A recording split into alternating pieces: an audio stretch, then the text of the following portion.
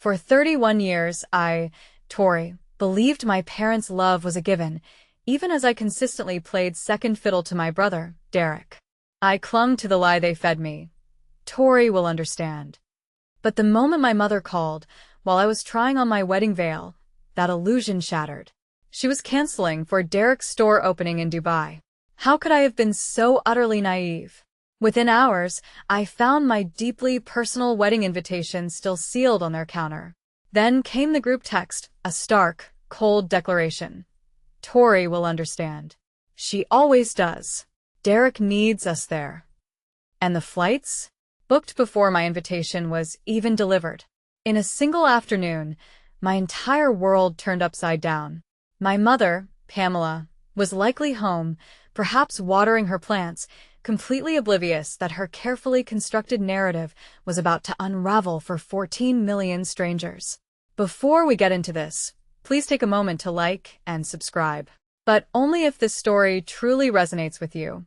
And drop your location and local time in the comments. I want to know where you are right now. I was standing in Janet Calloway's living room when the call came. Janet is my fiancé's mother. She is 59, a pediatric nurse, and the kind of woman who always has a warm pot of something on the stove. That afternoon, we were trying on veils. She had pinned 3 different options into my hair and was stepping back to photograph each one when my phone rang. I saw the name, Mom. I answered it on the second ring. Some habits take longer to break than others. Tori, honey, I need to tell you something. She did not say hello. She did not ask how the wedding preparations were going. Your father and I have talked it over, and we need to be in Dubai for Derek's store opening. It falls on the same weekend. I stood there with tulle pinned to my head and said nothing. You know how important this is for him. She continued. He has been working on this for 2 years. The investors are flying in. He needs family support there. For seconds of silence, I counted them. What about my wedding? I asked. Oh, Tori, you have Liam's family. You'll be surrounded by people who love you, and we will celebrate when we get back. We can do a nice dinner, the whole family. She said it the way you cancel a hair appointment. Light. Quick. Already moving on to the next thing on her list. I said, okay. And hung up. Janet was still holding the camera. She looked at my face and set it down. She did not ask what happened. She crossed the room, put both hands on my shoulders, and held me there until I remembered how to breathe. This was not the first time, not the 5th, not the 10th. When I graduated from college, my parents arrived 2 hours late. Derek had an audition for a modeling agency that morning, and my mother drove him across town first. By the time they walked into the auditorium, I had already crossed the stage. My father shrugged. We saw the live stream. When I got promoted to lead engineer at 27, I planned a dinner at the Italian place my mother loves. She canceled 3 hours before. Derek needed a ride to the airport. He was flying to Miami for a friend's birthday. She said she would make it up to me. She never did. When I had surgery on my shoulder the following year, my mother sent a text. Sending prayers, sweetheart. Keep us updated. She did not come. She did not call. Derek was visiting from Los Angeles, and she said she did not want to miss the time with him since he was only in town for a few days. I stopped counting after 26. 26 times I chose Derek over showing up for me. My Aunt Ruth told me once, sitting in her kitchen with coffee going cold between us, your mother sees you as the strong one, Tori. She thinks strong means you don't need her. I remember the taste of that coffee. Bitter. Just like the words. Tori will understand. That was the phrase. My mother used it like a skeleton key, unlocking her way out of every obligation to me. She said it to my aunt. She said it to my uncle. She said it to my father whenever he hesitated. And the worst part was, for 31 years, she was right. I did understand. I understood that I came second. I still have the pen I used. A blue felt tip. The kind that bleeds a little at the edges if you press too hard. I sat at the kitchen table the night after I mailed the formal invitations and wrote a separate note on cream-colored cardstock. I tucked it inside my parents' envelope before sealing it. Mom, Dad, this is the most important day of my life. I need you there. Not for photos. Not for tradition. I need you there, because I still believe we can be a family. Please do not miss this one. Love, Tori. I asked my Aunt Ruth to hand-deliver it. She drove 40 minutes to my parents' house on a Tuesday afternoon. She told me later that my mother took the envelope, glanced at it, and set it on the kitchen counter next to a stack of catalogs. Did she open it? I asked. Ruth paused. Not while I was there. I told myself she would read it that evening. I told myself the words would reach her. That this time, the handwritten truth of her daughter's heart would be enough to keep her from booking a flight to the other side of the world. 2 weeks later, Ruth stopped by my parents' house to pick up a casserole dish. She saw the invitation on the counter. Same spot. Same angle. Still sealed. My never opened it. She left my heart on that kitchen counter, still sealed, tucked between a Pottery Barn catalog and a stack of coupons she would never use, and she booked the flights to Dubai the same week Ruth delivered it. I know because I saw the confirmation email Derek forwarded to the family group chat. Business class, 2 seats. I met Liam Calloway at a friend's barbecue 5 years ago. He was 33 now, an environmental engineer who spent his weekdays testing soil samples and his weekends building raised garden beds he never quite finished. He was quiet, steady, the kind of man who listened with his whole body. But the person who changed my life was not Liam. It was his father. Warren Calloway was 62, a retired high school principal with a voice like warm gravel and hands that had fixed everything from leaky faucets to broken hearts. The first time Liam brought me home for Sunday dinner, I stood in the doorway holding a bottle of wine like it was a shield. Warren walked straight up to me, took the bottle, and said, "You don't need to earn a seat at our table, Tori. You've had one since the first dinner." I almost cried. I think he knew. Over the next 5 years, Warren became the father I had always needed. He called me every Sunday not to check in, but because he wanted to hear about my week. He taught me how to change my brake pads. He remembered my birthday every single year without being reminded. He showed up to my work presentation when I mentioned it once in passing. He sat in the back row of a conference room full of engineers and gave me a thumbs up when I looked nervous. My own father forgot my birthday 3 years in a row. He never learned what I did for a living. The last time I explained my job to him, he nodded and said, "So, you fix computers?" Warren never confused my career with anything. He read an article about fintech once just so he could ask me a better question at dinner. My father called 4 days after my mother did. I think she made him. His voice had that particular strain it gets when he has been coached on what to say. "Sweetheart, I know this is not what you wanted to hear." "Then why are you saying it? We can only be in one place." He paused. Derek's investors are flying in from Singapore. This is his big break. If we're not there, it sends the wrong message. And what message does missing my wedding send? He did not answer that. Instead, he said, "You have Liam's family. You'll be fine."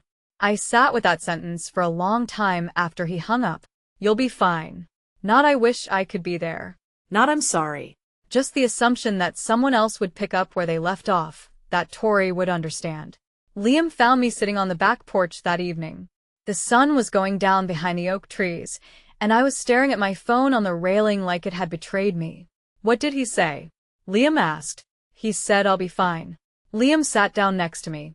He did not touch me right away. He just sat there until the sky turned dark orange, and then he said, "You will be, but not because of them." I turned my phone face down. "I'm done hoping," I said. That night Derek sent me a text. "Hey sis, sorry about the timing. I'll make it up to you." No specific offer, no plan, no follow-up question about the wedding. Just 6 words tossed into the void like a coin into a fountain, making a wish that cost him nothing. I did not reply. I drove to Warren's house on a Thursday evening. Janet was at a night shift. The porch light was on, and I could see him through the screen door reading a book with his glasses halfway down his nose. He looked up when I knocked. "Tori, come in." Coffee's still warm. We sat on the porch with our mugs. The crickets were loud that night. I held the coffee with both hands and stared at the steam curling off the surface, trying to find the words I had rehearsed the whole drive over. "My father chose Dubai," I said.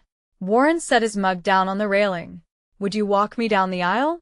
He did not say anything for 10 seconds. He did not need to. His face said every word his mouth could not. His eyes reddened at the edges, and his jaw tightened. And he pressed his lips together the way men of his generation do when they are trying very hard not to cry. Then he cleared his throat. I would be honored, Tori. More than you know. I heard a soft sound behind the screen door. Janet had come home early. She was standing just inside the kitchen with a dish towel pressed against her mouth, tears running down her cheeks. Warren reached across the space between our chairs and squeezed my hand once. Firm. Steady. We're going to make it a good day, He said. I believed him. Not because he promised it, because Warren Calloway had never once in 5 years told me something he did not mean. My father never bought a new tie for me in his life. Warren bought one the same afternoon I asked him. Navy blue. He told me later it was the most important purchase he had ever made. Marcus Chin was Liam's college roommate. They shared a dorm with cinder block walls and a mini fridge that hummed so loud neither of them could sleep the first semester. Marcus went on to become a documentary filmmaker. Not the Netflix kind. The indie kind. He had a YouTube channel with 48,000 subscribers and a specialty in short documentaries about modern milestones, first-generation college students, immigrant small business owners, couples who eloped during the pandemic. 6 months before our wedding, Marcus pitched Liam an idea. He wanted to film a mini-series called Modern Ceremonies. Real weddings, real people, no scripting. Liam liked the concept and brought it to me. I said yes. Marcus was respectful. He never pushed. He asked permission before every shot, and he had a rule. If anyone at the event asked him to stop filming, the camera went down immediately. What Marcus did not know when he packed his 2 cameras and his tripod into the rental van was that our wedding was about to become something he never planned for. I just want to capture what's real. He told us over dinner the week before. Real is what people connect with. Liam nodded. I sipped my water. I did not tell Marcus about my parents. There was no reason to. The documentary was about the wedding, not the absence. About the love in the room. Not the chairs left empty by the people who should have filled them. But Reel has a way of including the parts you did not script. And when Marcus pointed his camera at 2 white chairs in the front row with paper signs that read, reserved, with no one sitting in them, he captured the one thing I never asked him to film. The truth. If you have ever had someone choose convenience over your most important day, you know exactly what I was feeling standing there. And if this story is already hitting close to home, go ahead and hit that subscribe button. Because what happened at my wedding and what 14 million people saw after is something I still think about every single day. Janet took me dress shopping. So did my best friend Nora and my cousin by marriage, Sarah. For women in a bridal boutique in Hartford on a Saturday morning, armed with opinions and tissues. The consultant brought out 5 dresses. I tried on 3. The third one was the one. A-line lace sleeves, a neckline that sat just right. When I stepped out of the fitting room and looked in the mirror, I felt something shift in my chest. I turned to the left to find my mother's face. Her chair was empty. It was a cream-colored settee near the window with a throw pillow that said, "Here comes the bride." No one was sitting in it. Nora was on the opposite couch. Sarah was by the mirror. Janet was behind me, already reaching for the veil. Janet saw me looking. She stepped forward, adjusted the lace at my shoulder, and said, "You look like everything good in this world, Tori." I blinked twice and looked back at the mirror. That evening, I made the mistake of opening Instagram. Pamela had posted a photo of herself and Derek at the Dubai Mall. Floor-to-ceiling glass, palm trees in the background, Derek in a linen shirt grinning. Pamela next to him with a shopping bag and a caption that read, "So proud of my boy." Family supporting family. I stared at those 4 words. Family supporting family. I set my phone face down on the nightstand and turned off the lamp. Liam rolled over. "You okay?" "I will be," I said. I was not sure if I was lying yet, but I was getting closer to the truth. The venue was a vineyard estate 20 minutes outside of Stamford. Stone walls, white chairs on a manicured lawn, a wooden arch draped in wisteria. We did the setup the day before, and I walked the rows myself to check the spacing. Front row, bride side, 2 chairs on the left end. White paper signs held down with small stones. Reserved. Nora came up beside me. Do we remove the signs? I stood there and looked at those two chairs for a long time. They were identical to every other chair on the lawn, but they felt heavier. Like the weight of 31 years of skipped birthdays and half-hearted phone calls had settled into the wood. Leave them, I said. Nora waited. They made their choice. The chairs should reflect that. Marcus was filming behind us. I did not know he had caught the moment until weeks later, when the documentary was already live and 14 million people had seen me standing in front of two empty chairs, arms crossed, deciding what to do with the space my parents left behind. Two white chairs, two paper signs, reserved for the two people who should have been there more than anyone else on earth. I turned and walked back toward the reception tent. Liam was adjusting speakers. Warren was helping string lights along the canopy. Janet was arranging place cards with a kind of precision only a pediatric nurse could manage.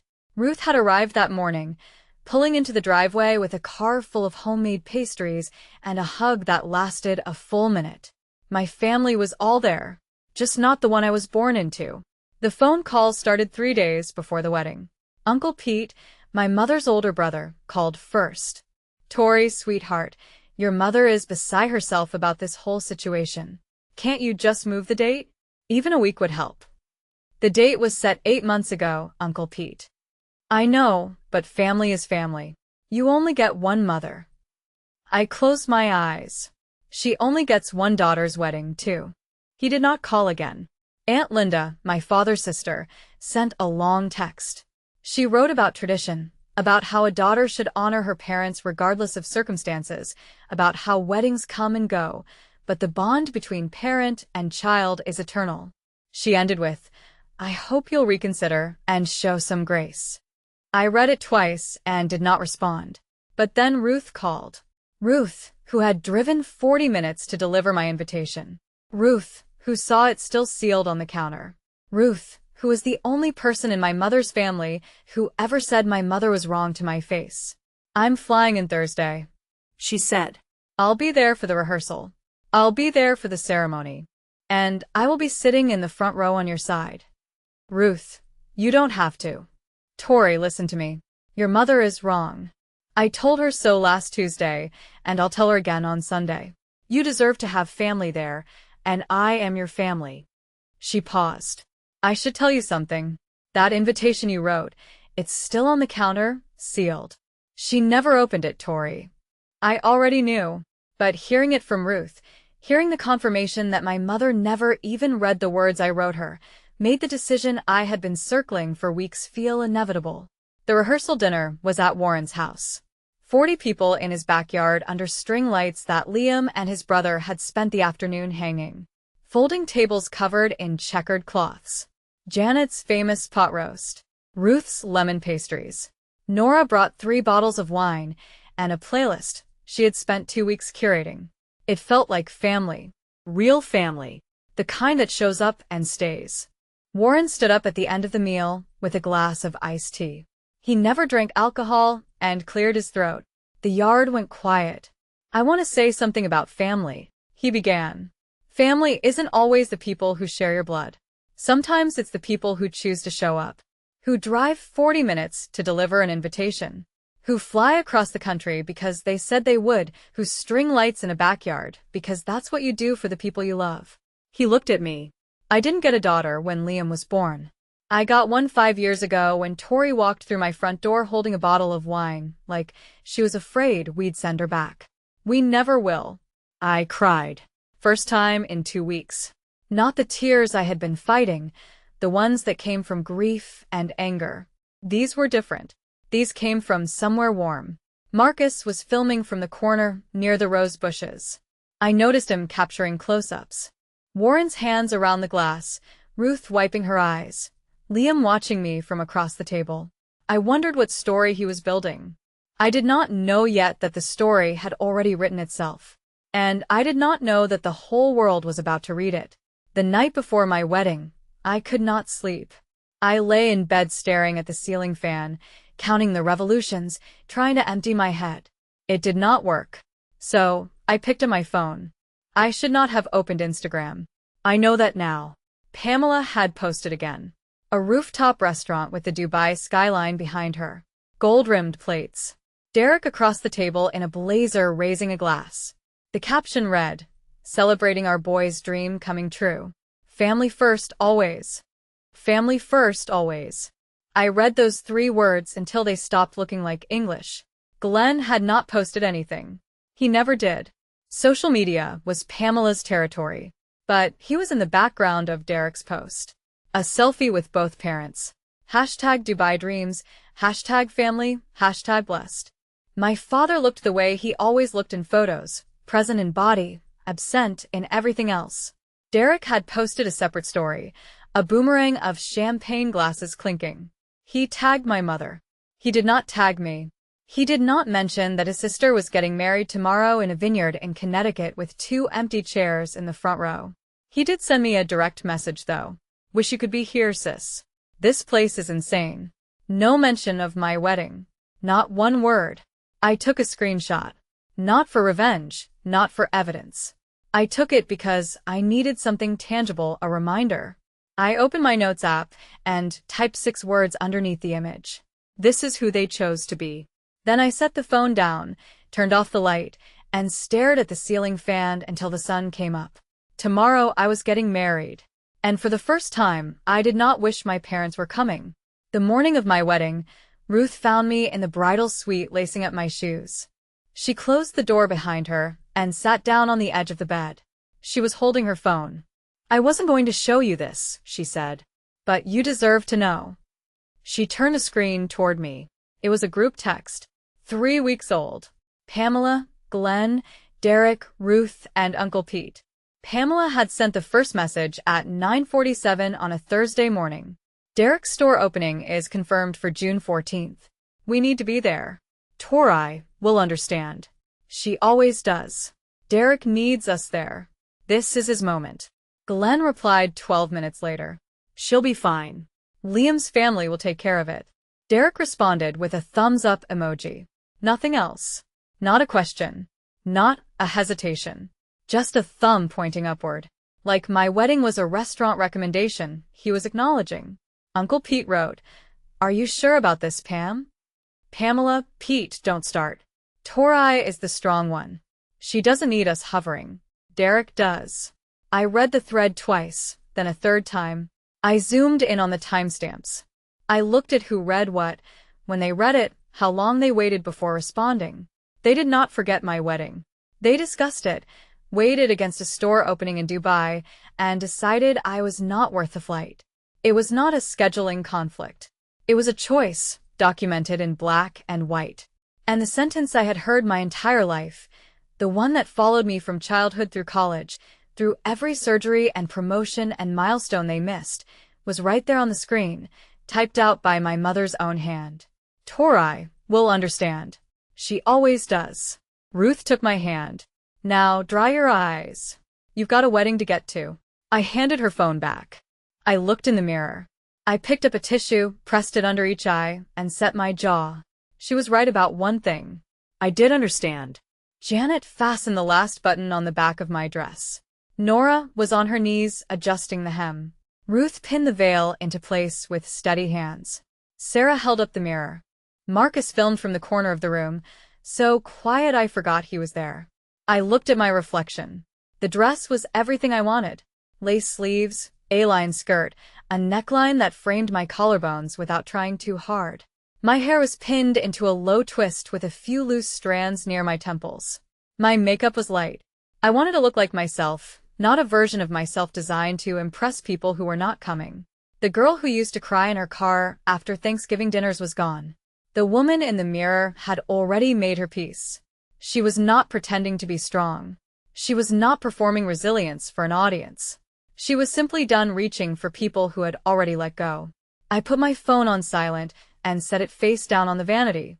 "Ready?" Nora asked. I straightened my shoulders. "Yes." Janet squeezed my arm.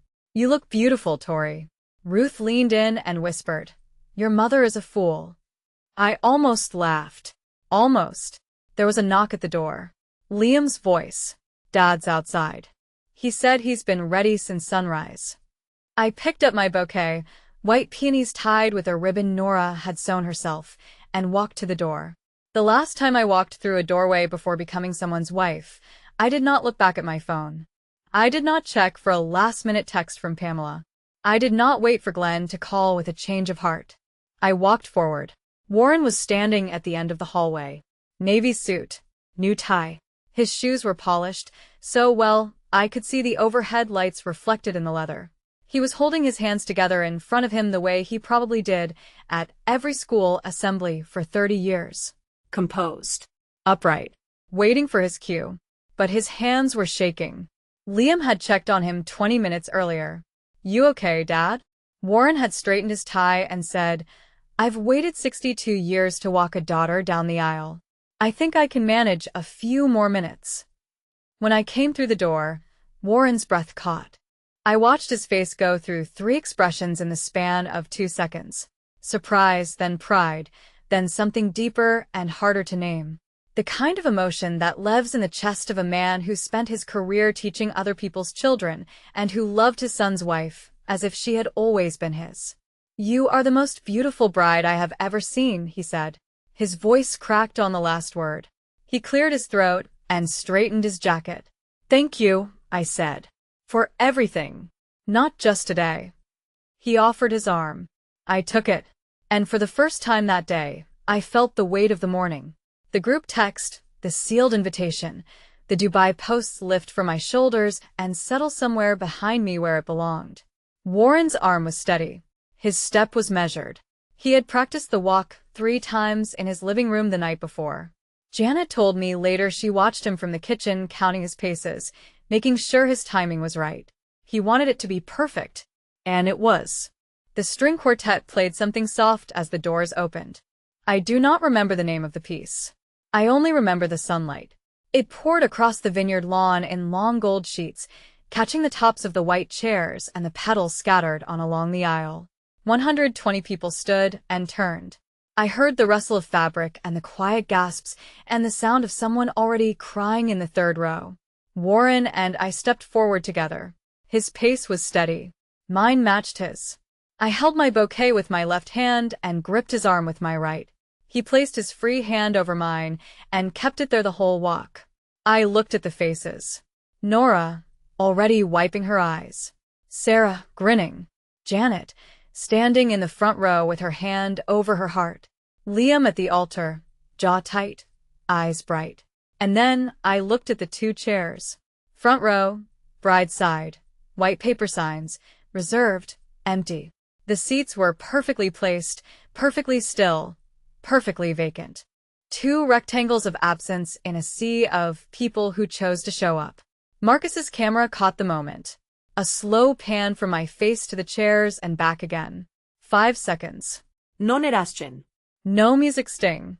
Just the image of a bride walking past the place her parents should have been, arm in arm with the man who chose to be there instead. 120 people watched. Some of them knew the story. Some did not. But everyone who looked at those chairs understood. Ruth sat alone on the bride's family side, 3 seats from the empty ones. Tears streamed down her face. She did not wipe them. At the altar, Warren released my arm. He took my hand, placed it into Liam's, and leaned in close enough that only we could hear. "She's the best thing that ever happened to our family," he said. Liam nodded. "I know." Liam wrote his own vows. So did I. His were shorter, but they landed harder. "Tori," he said, holding both my hands. "I cannot promise you a perfect life. I cannot promise we will never fight about whose turn it is to unload the dishwasher, but I promise you this. I will always be in the one place that matters. I will always show up. And I will never, for as long as I live, make you wonder whether you are enough." I did not trust my voice after that. I read mine from a folded piece of paper because I knew I would forget everything the moment I looked at him. The ceremony ended with a kiss and a cheer that echoed off the stone walls. We walked back up the aisle together, past the empty chairs, past Ruth's tear-streaked face, past 120 people who would go home and tell someone about the wedding with the 2 empty chairs in the front row. At the reception, Warren gave the toast. He stood with his glass of iced tea and told the room a story I had never heard before. The first time Tori came to our house for dinner, she stood in the doorway for 30 seconds before Liam finally nudged her inside. She was holding a bottle of Pinot Noir like it was a life vest. And I thought to myself, this woman has been waiting her whole life for someone to tell her she belongs somewhere. He raised his glass. Tori, you belong here. You always have. Marcus captured every reaction, the laughter, the tears, the clinking glasses, the band starting up. He told me later that night, as the crew packed up, that he had never filmed anything like it. The cameras stopped rolling at 11 o'clock that night. But the story was just getting started. If you have ever wondered what happens when the truth gets out, not through confrontation but through a camera lens, stay with me. Because the next part is the reason this story reached 14 million people. And if this is speaking to something in your own life, share it with someone who needs to hear it. 2 weeks after the wedding, Marcus sent me an email with a link to the rough cut. 22 minutes. He titled it Modern Ceremonies, Tori and Liam. I watched it alone the first time. Liam was at work. The house was quiet. It was beautiful. Marcus had woven together the rehearsal dinner, the ceremony, the speeches, the first dance, the sparkler exit. He used natural audio, the string quartet, the clink of glasses, the laughter during Warren's toast. No voiceover. No dramatic music. Just the sounds of a real wedding with real people. But then came the chairs. Marcus did not add narration. He did not explain. He held the shot for 5 seconds. A slow, steady frame on 2 white chairs in the front row. Paper signs, reserved, empty. Sunlight falling across the seats. You could see a shadow moving in the background where the other guests were standing, but the chairs themselves were still. It was the quietest 5 seconds of the entire film, and it said everything. I called Marcus that evening. You can publish it, I said.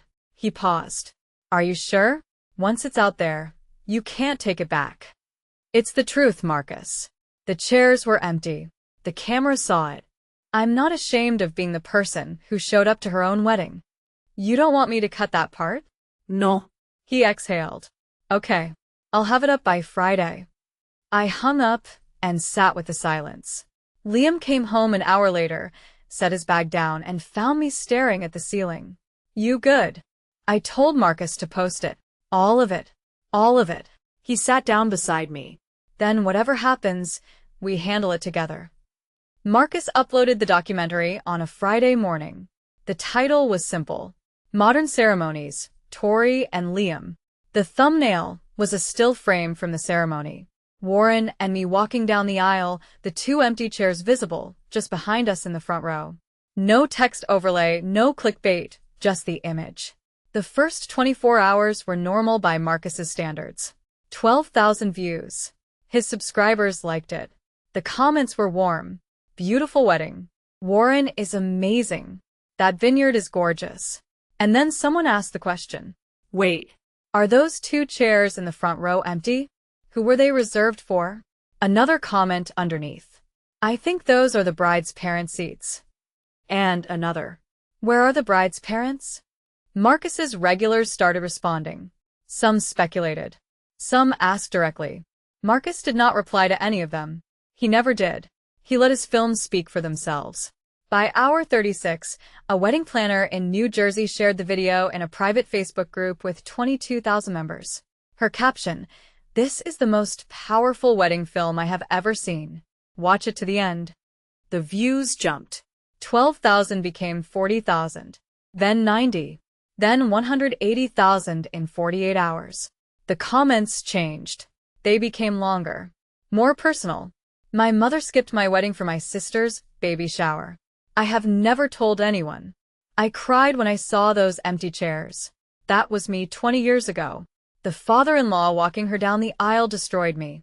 That's what real family looks like. I read every comment that night. Hundreds of them. Strangers sharing their own stories underneath mine. I did not reply to any of them. I just read. And for the first time, I did not feel alone in my own story. Day 5.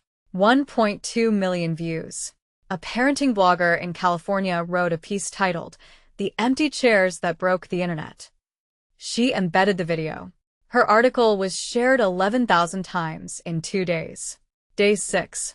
A Reddit thread appeared. The title: "This bride's parents flew to Dubai for her brother's store opening instead of her wedding." It reached the front page within hours. 12,000 upvotes. 3,000 comments. Day 8. 4.7 million views. A regional news outlet in Connecticut ran a segment. They used the still frame of the empty chairs. They did not name us. Marcus had not used last names in the documentary. Day 10. 7 million. Interview requests poured in. A morning show producer, 2 podcast hosts, a magazine editor. Marcus forwarded them all to me. I declined everyone. "You don't owe anyone your story," Liam said. "The video already told it," I replied. My phone vibrated constantly. Friend requests, direct messages, emails from strangers who wanted to thank me for making them feel seen. I read some. I did not respond. I was not ready to be a public figure. I had only wanted to get married. Nora called me that week. "Tori, the video is everywhere. Are you okay?" "I think so." "Are your parents watching this?" I had not thought about that. Or rather, I had been trying not to. Somewhere across the ocean, in a Dubai hotel room, or on a return flight, or in the house where my sealed invitation still sat on the counter, my parents were about to discover what 14 million strangers already knew. And there was nothing I could do to control what happened next. Derek found out first. One of his business partners sent him a link on a Tuesday afternoon. A text with no context. Just the URL and a question mark. "Is this your sister?" Derek watched the video in his office above the news store in Dubai. The store that had opened to modest foot traffic and a lease payment that was already straining his cash flow. He watched the ceremony. He watched Warren walk me down the aisle. He watched the camera hold on 2 empty chairs. He called my mother. Pamela was at home in Connecticut by then. They had returned from Dubai 4 days after my wedding. She answered Derek's call on the first ring. She always did. "Mom, there's a video." He sent her the link. She watched it on the couch in the living room with the curtains drawn. I know this because Ruth told me later. Ruth, who had been invited over for lunch that day, who sat at the kitchen table and listened to Pamela watch 22 minutes of a wedding she chose to miss. Pamela saw the empty chairs. She saw Warren's hand over mine. She saw 120 guests witnessing the space she and my father had left behind. She saw the comments, thousands of them, from strangers who called her selfish, heartless, unforgivable. Glenn watched on his phone in the upstairs bedroom. He did not come down for an hour. Derek's Instagram direct messages were already filling up. People who recognized his face from the Dubai posts had connected the dots. "Isn't this your sister's wedding? Why weren't you there? Your parents picked your store opening over her wedding? You should be ashamed." Derek turned off his notifications, but the comments did not stop. The first voicemail arrived at 2:14 in the afternoon. "Tori, this is your mother. I don't know what that filmmaker was trying to do, but this is not the full story. You know we wanted to be there. You know that. Call me back immediately." The second came 40 minutes later. "This is humiliating, Tori. Everyone at church has seen it. Carol from my prayer group sent it to me. You need to have that video taken down. This is a family matter, not entertainment for strangers." The third came just before midnight. "I'm your mother, Tori. I carried you. I raised you.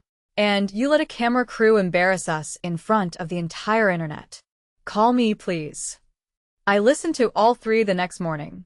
I sat on the kitchen floor with my back against the cabinet and played them one after another, the way you watch a storm move across a field, knowing it cannot reach you, but feeling the pressure change in your chest. 3 voicemails, not a single apology, just 3 different ways of saying, "How dare you let people see what we did?" Not, "I'm sorry I wasn't there." Not, "I made a terrible mistake." Not, "Can we talk about what happened?" Just damage control. Just reputation management. Just the same instinct that had governed her parenting for 31 years. Protect the image. Ignore the wound. I set the phone on the counter and made breakfast. Eggs, toast, coffee. I ate slowly. Liam sat across from me reading the news on his tablet, not asking questions he already knew the answers to. Are you going to call her back? He finally asked. No, I said. He nodded and went back to his coffee. By day 14, the video had 7.2 million views. The comment section had become something I never anticipated. It was not just people reacting to my story. It was people telling their own. Thousands of them. A woman in Texas whose mother skipped her graduation for her brother's baseball game. A man in Ohio whose parents funded his sister's wedding but told him his was too informal to attend. A grandmother who drove 14 hours to be at her granddaughter's recital because she wrote, "Someone in that little girl's life needs to show up." Strangers were healing underneath my wedding video, And I did not know how to feel about that. Derek's Dubai store started receiving negative reviews online. 1-star ratings from people who had never set foot in the country. Owned by the guy whose parents skipped his sister's wedding. Family values? Check the YouTube video. I posted publicly on my personal page. The first and only thing I said, please do not leave negative reviews on my brother's business. This is a family matter. I do not want anyone harmed because of this video. Thank you. Some people listened. Some did not. But I had said my piece. Uncle Pete stopped calling. Aunt Linda deleted her Facebook account. 2 of my mother's church friends unfollowed her on Instagram. Small things, but in a small town, small things are the ones that cut. Ruth texted me, "Your mother hasn't left the house in 3 days. She's watching the video comments on a loop." Glenn took the router password away. I read that message 3 times. I did not feel satisfaction. I did not feel revenge. I felt the quiet, hollow ache of watching people realize too late that their choices have witnesses. Day 21, 14 million views. Marcus's channel went from 48,000 subscribers to 320,000 in 3 weeks. He did not monetize the video. He told me later he turned down 2 sponsorship offers. A comment with 47,000 likes sat at the top of the page. It read, "Those 2 empty chairs said more than any speech ever could." I saved that comment. I do not know why. Maybe because a stranger on the internet articulated in 1 sentence what I had spent 31 years trying to explain to my parents, that absence is not neutral. Absence is a message. I turned my phone off that evening and sat on the porch with Liam. The fireflies were out. The neighbor's dog was barking at something in the trees. It was quiet in the way that only summer evenings in Connecticut can be quiet, thick, warm, alive. "I didn't plan this," I said. "I know," Liam said. "That's why it's real." Marcus called the next day and asked if I wanted to film a follow-up documentary, an update. "Where are they now?" I said no. "This is not a franchise, Marcus. It's my family." He understood. I did not want fame. I did not want a platform. I did not want to become the woman known for having parents who did not show up. I wanted what I had always wanted. To be loved by the people who were supposed to love me first. And when that did not happen, I wanted the freedom to stop pretending it was okay. 14 million people watched my wedding. But only the people in that vineyard knew what it felt like to stand there. And that was enough. The letter arrived on a Monday. Plain white envelope. No return address, but I recognized the handwriting. My father wrote in block capitals, the way men who grew up in small-town New England were taught. Every letter the same height, no flourishes, no wasted ink. I opened it at the kitchen table with a glass of water I never drank. Tori, I watched the video. I saw those chairs. I have no excuse. I was a coward. I chose the easy path every time your mother asked me to, and I told myself it was keeping the peace. But I was keeping the peace for me, not for you. I know this letter changes nothing. I know a piece of paper doesn't fix 31 years of letting you down. But I want you to know, the moment Warren took your arm and walked you down that aisle, I felt something break inside me that I don't think will ever heal. He did what I should have done. And he did it better than I ever could have. I'm sorry, Tori. Not sorry for Dubai. Sorry for every time before Dubai that made Dubai possible. Dad. I read it twice. Folded it along the creases. Slid it back into the envelope. Liam came home and found the letter on the table. He read it without asking because I left it there for him to see. "What are you going to do?" he asked. "Nothing. Not yet. Is that okay?" It has to be. I did not reply to my father's letter. Not because I was punishing him, because I was not sure a letter, even a good one, earned a response after 3 decades of silence.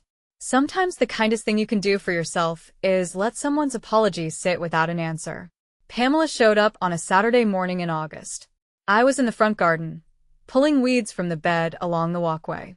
Dirt under my nails, hair tied back, no makeup, not expecting visitors. A silver car pulled into the driveway. My mother stepped out. She had lost weight. Her eyes were red in a way that was not from crying that morning, but from weeks of it. She was wearing a blouse I had never seen before, which meant she had bought it for this visit. She had dressed up to come apologize. We need to talk, she said. I stood up, brushed the dirt off my knees, did not invite her inside.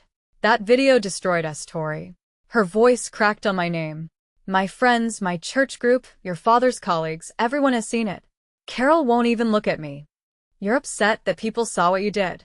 I said. Not that you did it. She flinched. That is not fair. Neither was Dubai. She pressed her hand to her chest. I am sorry. I am. But you have to understand, Derek always needed. I kept my voice even. And I always understood. That was our arrangement. Her face shifted. The controlled composure she had practiced in the car began to crack. You're punishing me. You are punishing your own mother. I'm not punishing you, Mom. I'm just not pretending anymore. She stood there on my walkway, shaking. I did not raise my voice. I did not need to. You told Aunt Ruth. Tori will understand. She always does. You wrote it in the group text. You've been saying it my entire life. Every birthday you missed, every dinner you canceled, every time you chose Derek because he was louder and I was easier to ignore. I paused. You were right about one thing. I do understand now. I understand that I deserved better. She opened her mouth, closed it, opened it again. No words came. She was crying now, standing on my walkway with mascara running and her new blouse wrinkled where she had been gripping the fabric. What do you want from me? She asked. Tell me and I'll do it. Nothing, I said. That's the point. I don't need anything from you anymore. The words landed between us like a door closing. Not a slam, a click. I told her that if she wanted a relationship, a real one, not the performance she had been running for 3 decades, she would need to start therapy. Not for me, for herself. Not as a gesture, as a commitment. You lost your sister when you were 19, I said. I know that broke something in you. I've watched it shape every choice you've made. But you don't get to break me to fill that gap. She looked at me like I had spoken a language she did not recognize. You attached yourself to Derek because he reminded you of her. The energy, the attention, the need to be close. I get it, but that is not my burden to carry, and it was never my job to compete with a ghost. She put her hand over her mouth. Go home, Mom. Find a therapist. Do the work. And if you come back because you've changed, not because you need me to forgive you, so you can feel better about yourself.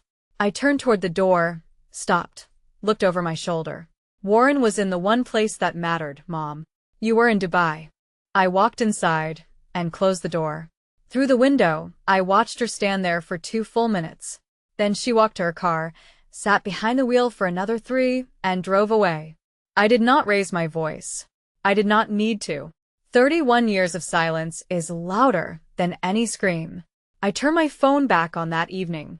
The screen lit up with a number I had to count twice. 93 missed calls. Pamela, 31. Glenn, 17. Derek, 8. Uncle Pete, 12. Aunt Linda, 9. Numbers I did not recognize, 16. Neighbors, maybe. Church members. People who had gotten my number from someone who got it from someone else. 93 attempts to reach a woman who had spent 31 years reaching for them. I held the phone up for Liam to see. 93, I said. He looked at the screen, looked at me. How many are you going to return? 0. He nodded. Not because he agreed, because he trusted me. I did not block anyone. I did not change my number. I simply did not call back. There is a difference between shutting a door and locking it. I left the door unlocked, but I stopped standing on the other side waiting for someone to walk through it. That same week, Derek's Dubai store hit its first serious cash flow problem. The foot traffic projections had been optimistic. The lease was expensive. Two of his investors pulled back after a supply chain delay. These were business fundamentals. Nothing to do with the video. Nothing to do with me.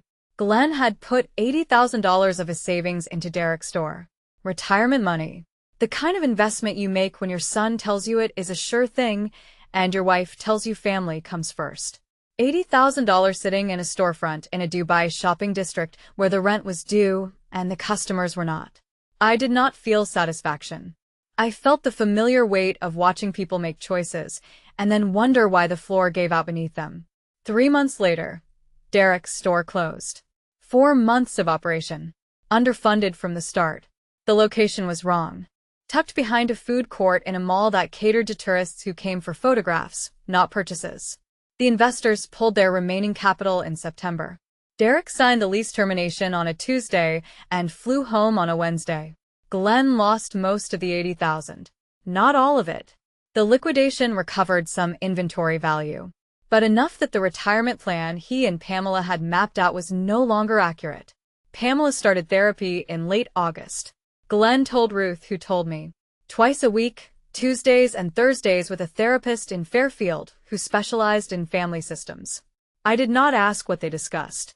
It was not my business anymore. Her church friends remained polite but distant. Conversations that used to last 20 minutes after service now lasted 3. People remembered the video.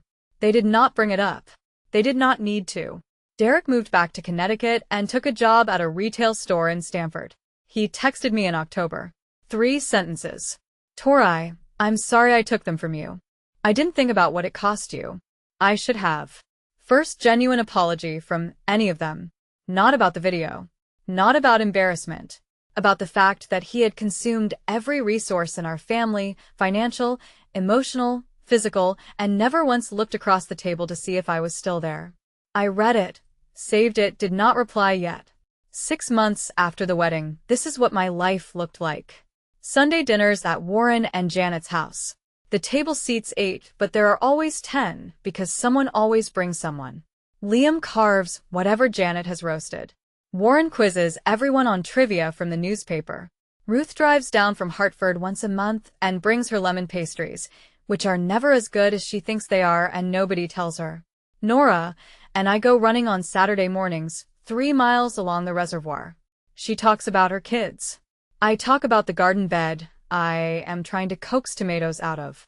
We do not talk about the video anymore. It has become a thing that happened, not a thing that is happening. Pamela and I have had 2 phone calls, both short, surface level. How is work? How is the weather? She does not bring up the video. She does not bring up Dubai. She asks about Liam, and I can hear in her voice that she is trying. Trying looks different than I thought it would. Smaller, quieter, less dramatic. Glenn sent me a birthday card in September, the first one in 9 years. I did not open it for a week. When I finally did, it said 5 words in his block capitals. I'm proud of you. I should have said it sooner. I cried, not because I needed his approval, because I realized I no longer did. The tears were not about gaining something. They were about releasing the last piece of something I had been carrying since I was a girl. The belief that if I just tried hard enough, he would notice. He noticed. It took 14 million strangers and 2 empty chairs, but he noticed. In November, a package arrived. Small padded envelope. My mother's handwriting. Inside was the wedding invitation. The one Ruth had delivered. The one that sat sealed on the counter. The one she never opened. It was open now. And tucked inside on a post-it note in Pamela's handwriting were 8 words. I finally read it. I'm sorry it took 14 million strangers to make me pick it up. I put the invitation in a drawer. Maybe someday I would frame it. Maybe someday it would mean something different. But not yet. I thought about my mother's old refrain. Tori will understand. She always does. She was right about one thing. I do understand now. I understand that I deserve better. Family is not a title you inherit. It is a promise you keep. And if the people who gave you life cannot keep that promise, you are allowed to build a table where people actually sit down. Warren taught me that. Not with words, with a navy tie and a steady arm and 62 years of showing up for every person who walked through his door. That is what family looks like. Quiet. Steady. Present.